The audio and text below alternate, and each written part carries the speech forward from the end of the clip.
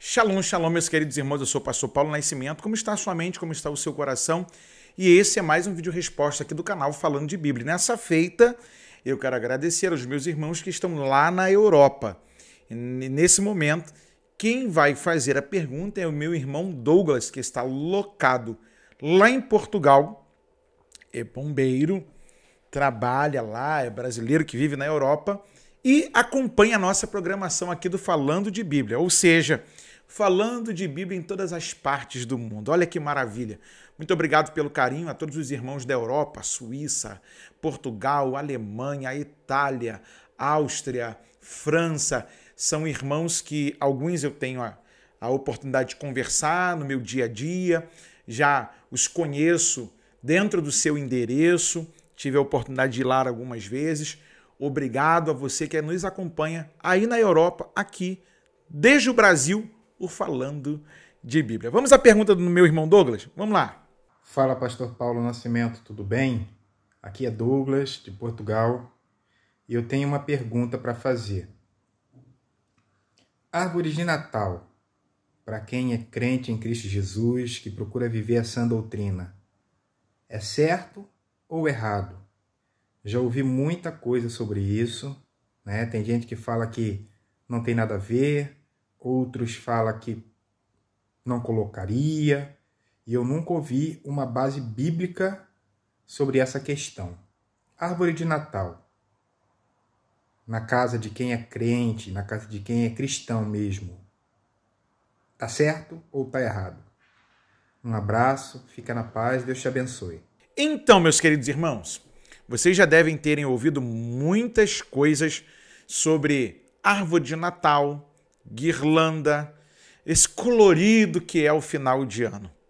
Eu mesmo, já por algum tempo, me privei de ter uma árvore de Natal dentro da minha casa. Papai Noel. Aí eu casei com a Roseli, que gosta do colorido do Natal.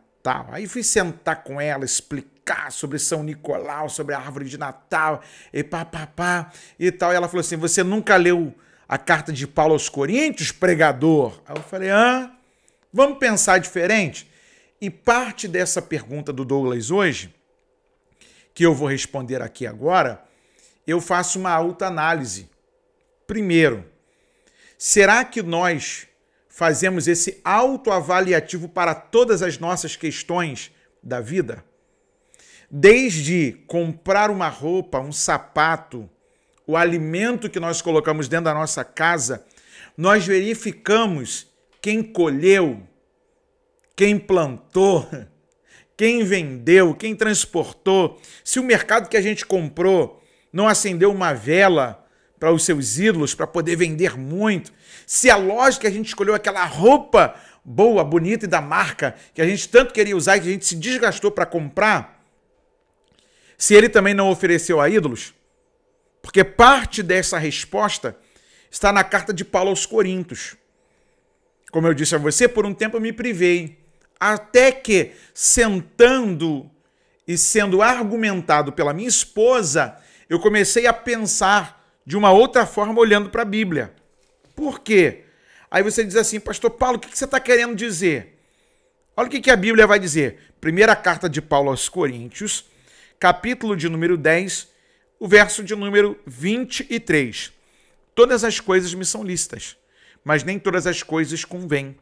Todas as coisas me são lícitas, mas nem todas as coisas edificam.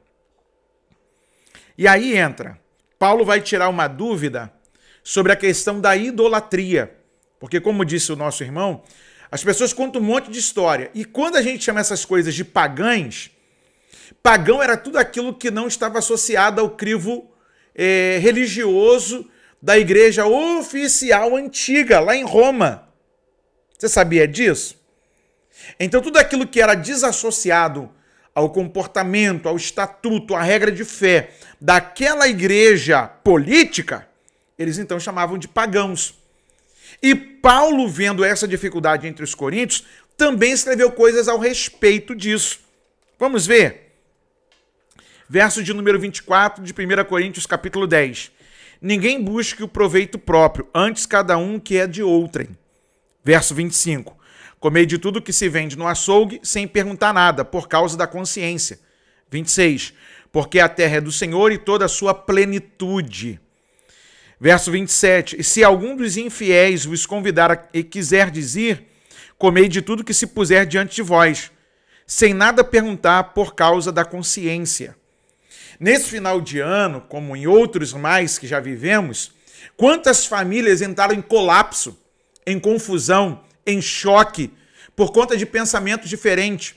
Um vai dizer, não, porque isso aí é coisa pagã, isso aí é coisa antibíblica. Mas, na verdade, tudo isso vai nos rememorar sobre a questão do nascimento de Jesus, o Natal.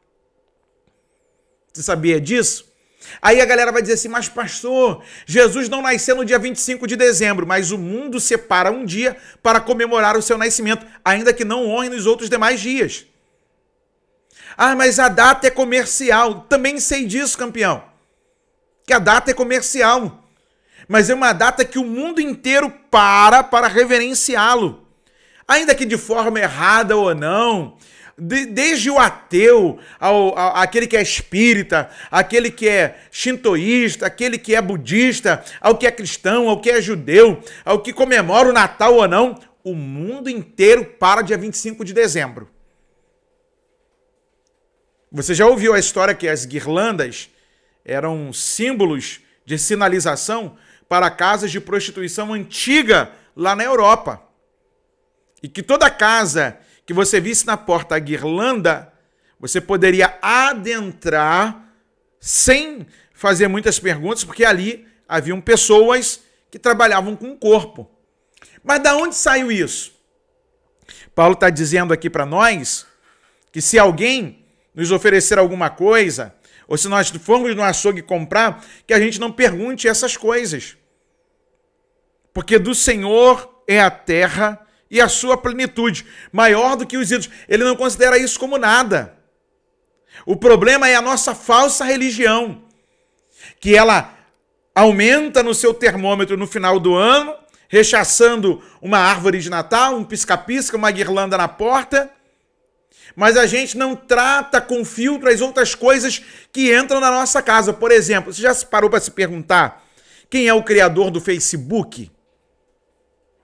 Aqui do próprio YouTube, que você compartilha comigo as suas ideias, que você deixa o seu comentário, se o propósito era para louvar a Deus ou não. A Bíblia diz o seguinte, eu confio na Bíblia, quer comais ou quer bebais ou façais qualquer outra coisa, faça-se para a glória de Deus. O problema é que, se o teu irmão te vê comer carne e ele se escandaliza, irmão, poupa-se. Seja mais discreto. Paulo está dizendo que o problema aqui é a nossa consciência. Porque se você faz para acender vela, bota anjinhos lá, coloca santinhos como a tradição antiga da religião passada, que foi mais forte por um tempo, e que era coligada ao Estado, faziam, de que adianta não colocar uma árvore de Natal, mas ter ídolos durante toda a sua vida, em toda a sua existência e na sua maneira de viver? O nosso problema, muitas vezes, é que nós nos engasgamos com um mosquito e engolimos um boi. E aí, quando a gente vai olhar para os conselhos paulinos, a gente percebe que a escrita é muito certeira. Vamos voltar à Bíblia? Porque verso 26 do capítulo 10 da primeira carta de Paulo aos Coríntios. Verso 25. Comei de tudo quanto que se vende no açougue, sem perguntar nada por causa da consciência. Porque a terra é do Senhor, verso 26, e toda a sua plenitude. 27. Se algum dos infiéis vos convidar a quiserdes ir, comei de tudo que se puser diante de vós, sem nada perguntar por causa da consciência. Por exemplo, um judeu, ele não come presunto, ele não come bacon, ele não come um monte de coisa. Mas naquela região, a única coisa que ele oferecer, ele vai usar a ética. Entendeu? Aí entra a conservação da lei da vida. Ok? O nosso problema é, como eu disse antes, A gente se engasga com um mosquito e engole um camelo, engole um boi inteiro.